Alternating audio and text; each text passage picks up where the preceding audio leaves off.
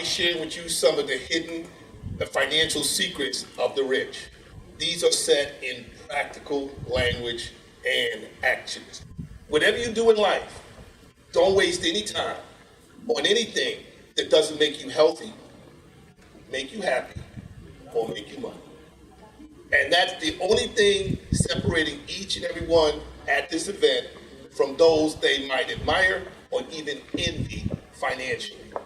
So mindset, perspective, and relationship with money is what you should take away if you don't take away anything else from the interview I have with Cooj and our Q&A. Mindset, relationship with money. That's where it all starts, and that's where your wealth truly is. But use this as your springboard to creating wealth. It is well within your reach. I couldn't have told you that 30 years ago, but I'm telling you that right now. It is exactly within your reach, and if you are interested to do it, you can accomplish it. Welcome to the Terrence Cash Show. We are on the lovely estates of the Dr. Alexanders. And the purpose of this event is to be title sponsors to the launch of a new foundation. Part of the program of the Greenlight Worldwide Ventures Worldwide is to share with people how to create wealth. And we're going to spend a few minutes sharing that information with you. Let me introduce our guest all the way from New York, Terrence Cash. I'm going to start by asking him a few questions, and I also we're going to give you an opportunity to ask questions you might have wanted to ask from somebody who advises millionaires and multimillionaires around the world on how to protect their assets and how to create wealth. Terrence, my first question to you is, there's a difference between creating income and creating wealth. And a lot of people don't know what that is. Could you explain that? Absolutely, Cooj, and it's a great question. I'm often asked that question. What the people in the audience need to understand is that the rich aggressively avoid income. Now, many of the things I'm going to say tonight are counterintuitive. They're non-traditional. They're against the things you've learned growing up. Income simply is, for everyone here, is what? Every dollar that hits your hot human hands is income. And only income is taxable. So every dollar you get in income is absolutely taxable. Cooj, as you know, we had a facilitated interview and event at the Citrus Club about 6 months ago, and it's recorded. On that event, I boldly proclaimed that for the last 20 years, Donald Trump hasn't been paying taxes. And people at that event looked at me kind of strange. Now, I think everyone in this audience now knows 2 weeks ago, Donald Trump proclaimed that in front of 350 million people. Now, how he does that and how the rich do that is where the real secret sauce is. The company that Greenlight, that Cooj had mentioned earlier, my company Greenlight, who I'm the chairman and founder of, is all about being the leading provider of non-conventional business growth, leadership, and financing solutions for entrepreneurs and for ordinary 9-to-5 working professionals. So what does that mean? We're all about the intersection of where business meets money and money meets wealth.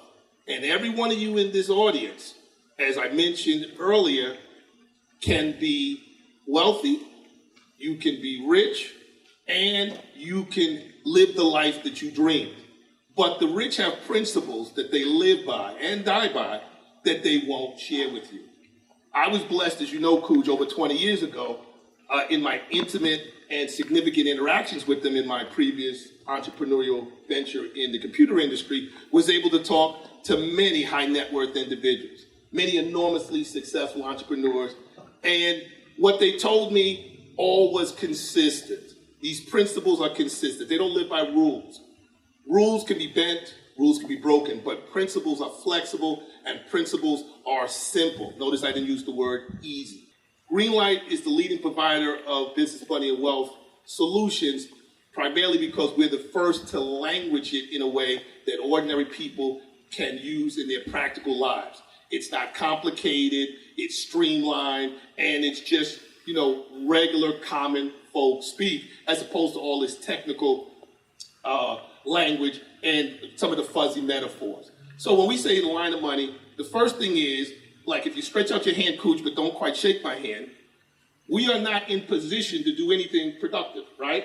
So the first thing is you have to be in the position yourself in the line of money. And that's all about structure, being the right legal structures, employing the right strategies, and executing the right tactics. So that's the first thing. You got to position yourself in the line of money. Second thing is then you can further yourself in the line of money. Now that you are in position, now you can further that position to leverage and parlay from wherever you are, whether you're at the $20,000 a year level or you're at the $2 million, $20 million a year level. You can continue to reach higher financial trajectories with these principles. So when I say the line of money, that's what I'm talking about. Opportunities and cash flows are constantly and consistently coming your way. Now, I know you also counsel a lot of minorities and African Americans and even Hispanic Americans. And one of the things that you have to deal with is overcoming attitudes which are anti-wealth, behaviors that are anti-wealth. Could you talk about that and why it's important to change it? First and foremost, folks, as I mentioned earlier in my introduction, the only thing that separates you, every one of you in this audience and around this country, from those that you admire or even envy financial is the rich, or if you want to say that's code for the more enlightened, have a very different, much more positive mindset. So mindset is the first plateau you have to overcome. Then you want to have a much more and more complete perspective. And finally, you want to have an extraordinarily productive relationship with money. So the first place we start when we're talking to people who are black, brown, and beige, my black and Latin audiences, is about mindset, perspective, and relationship with money. So it's the 3.5 inches between your left and right ear is our playground, is our court, so to speak. And that's what we look to empower you with first. Then we can give you different plays and strategies to take it from there. But if you don't have the right mindset, Cooge, one of the things, for example, let me just give you one principle. One of the first principles we teach people is, if you're quarterbacking your financial affairs as a human being, you'll never make it.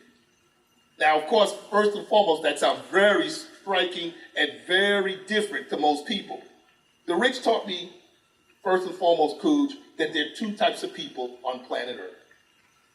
Living people, human beings, like all the people in this audience, and legal people. And when I'm talking about legal people, I'm talking about the group of artificial people that include trusts, estates, LLCs, and corporations, are all people like you find folks in the audience. Matter of fact, they're exactly like you folks in the audience. They're righted, protected, and privileged, Cooge, as you know, under the Constitution of the United States, just like all of us.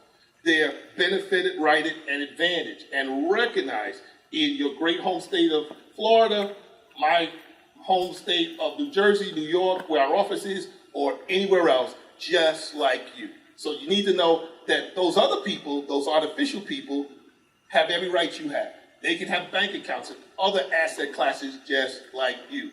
Where the rubber hits the road and there's a fork in the road is as it relates to money. So that's where the biggest difference is. As it relates to money, Cooge, as you know, the artificial people, the legal people, run circles around us. And the rich are constantly employing legal people to their ultimate financial benefit. So that's where it starts. And that's when we talk about structure. Now, one of the things we notice, especially with new wealth, athletes, new celebrities coming on, is something I define as portable wealth. Emphasis on portable wealth rather than assets. Could you explain the dangers of going down that road? Right. Well, portable wealth, as Cooge says, which is really not wealth at all, is there's two major types of assets. You got appreciating assets like collectible art and limited edition classic cars. I mean, Jay Leno has a tremendous collection of cars. So does Ralph Lauren of Polo brand. However, all of those cars are collectibles. They're collector's items. They only sold a limited amount of them, so those are appreciating assets. As opposed to buying depreciating assets like a brand new Lexus or Acura or any car for that matter. Those cars are depreciating assets because what happens as soon as you drive that car off the lot?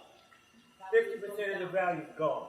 Goes down in value immediately. Thank you, Jonathan Blau. Goes down immediately, okay? Now, Greenlight, because we're BMW coaches, business, money, and wealth coaches, enjoys a little mini fleet of BMWs, about 7 in total. We don't own one of them. Not one of them.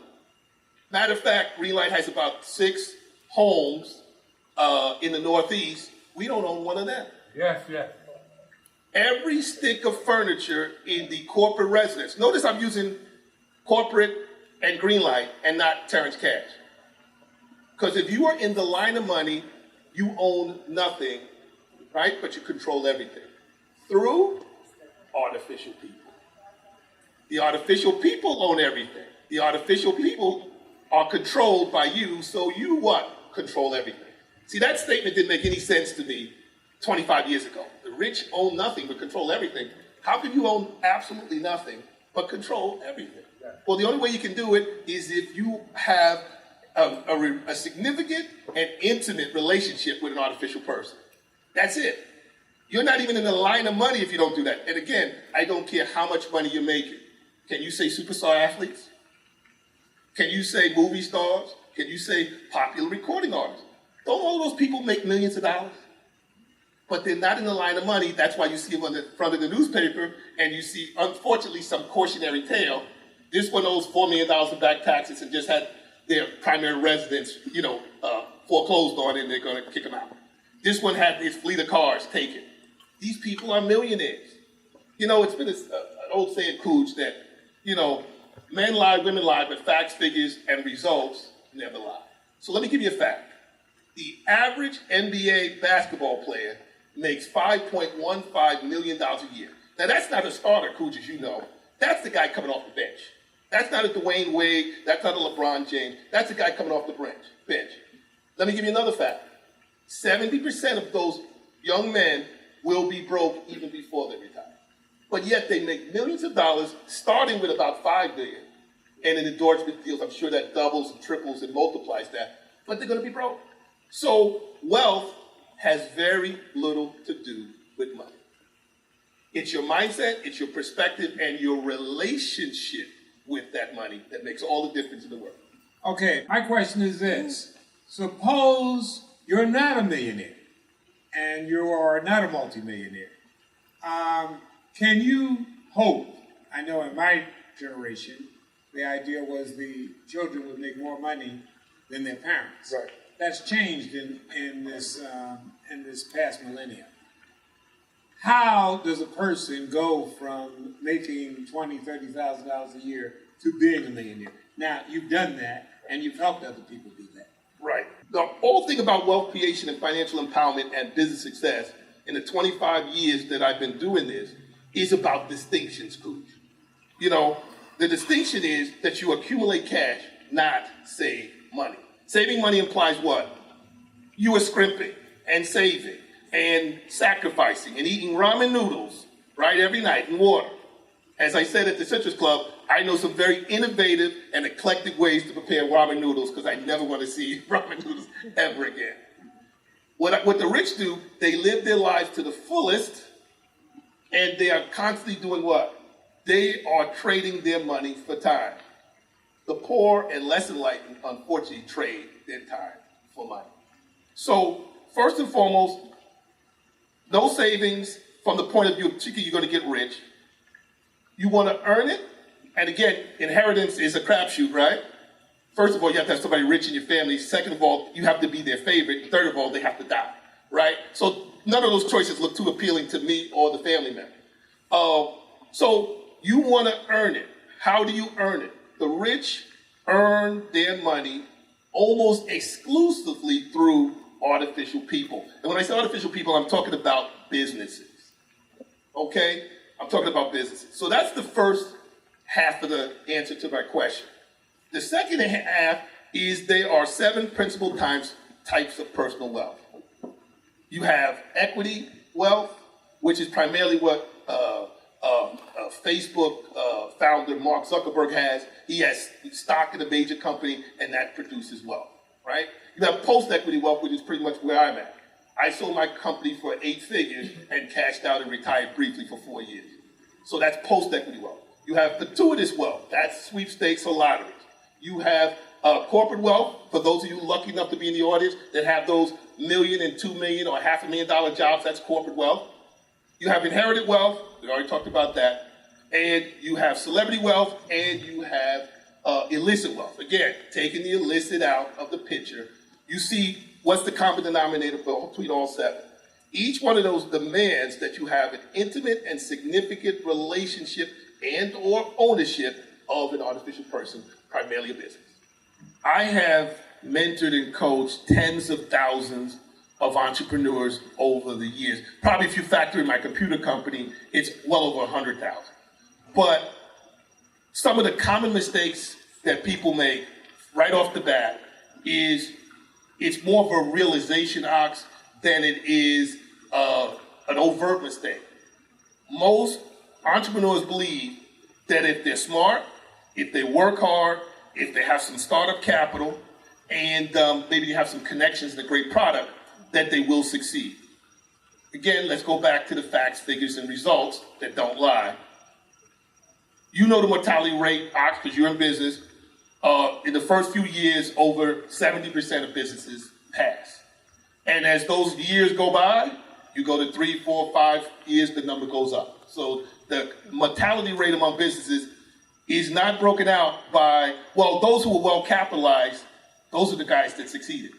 I have personally seen, as both an entrepreneur and an investor and a seasoned serial business owner, that colossal, cosmic, cataclysmic failures of businesses that started with 10, 20, $30 million in startup cash run by enormously brilliant people who graduated from the best schools on the planet. So all of those elements that you must need, you should be smart, you should work hard, you should have a great team, you should have great products. That only amounts to no more than about 20, 30% of your financial trajectory. The other 70% is contained in the principles that the rich taught me that we have codified and we call no personal gain.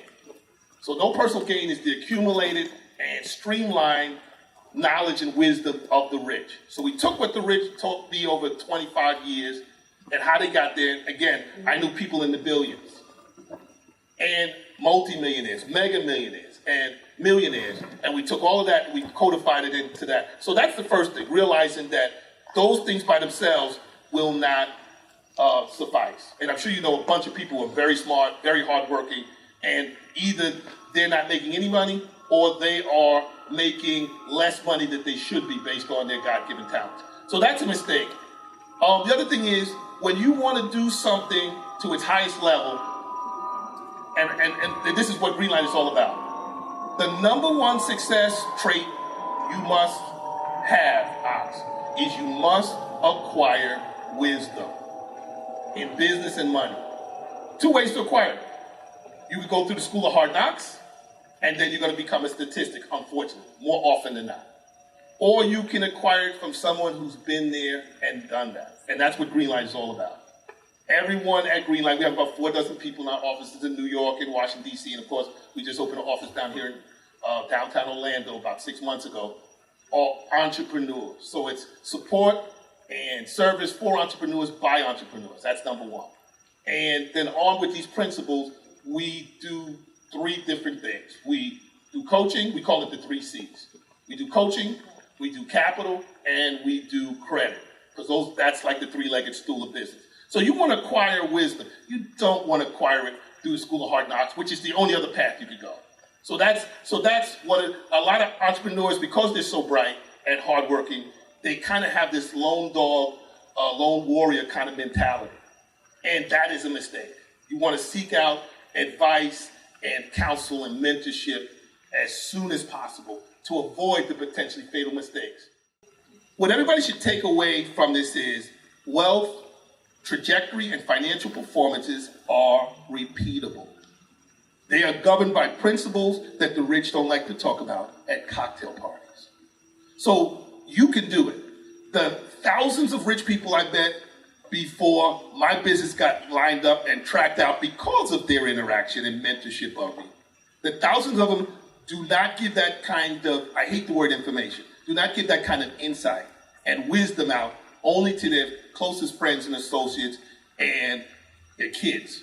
So you want to be able to know that, one, it's repeatable and it's not complicated. Again, this is why we learn. Sir Isaac Newton, the father of modern physics, did not create gravity. That's right. He was simply the first to successfully language it. And he languaged it in a method that compared it to forces we understood better at the time, like force, mass, and acceleration. That's what Greenlight does. We language business success, financial empowerment, and wealth creation in a language, in a metaphor, in a vocabulary, in association with things you understand better until you get on track and you start achieving these financial trajectories and performances. So that's what it's all about.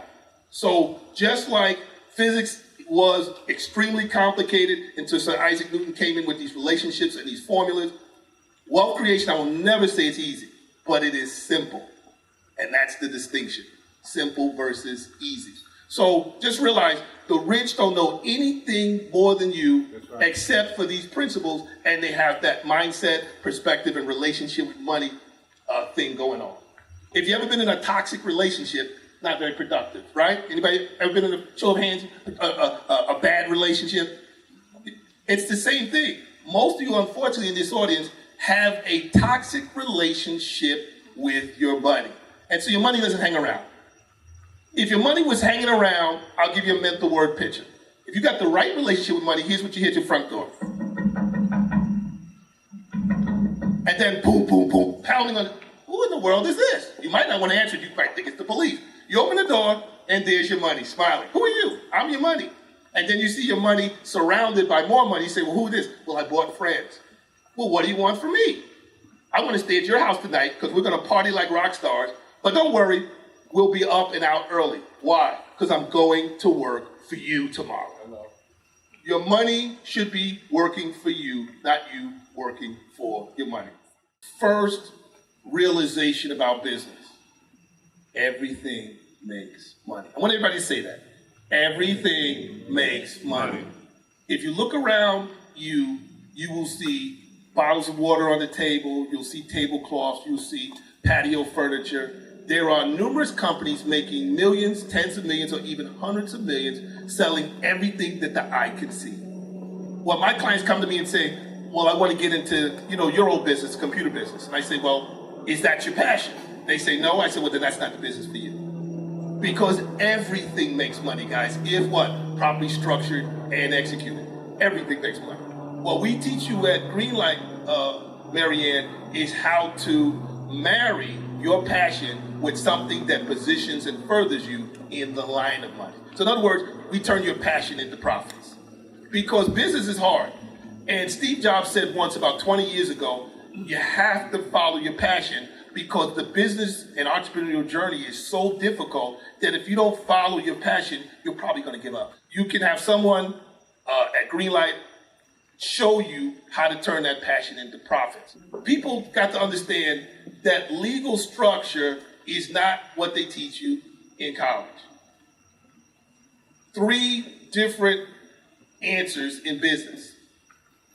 You have the wrong answer, you have the right answer, and then you got the answer you get from Greenlight, the really right answer. So I hope everyone here had, because we're rounding it up, at least some of their questions answered. Me and my team will be hanging around for as long as they keep us here.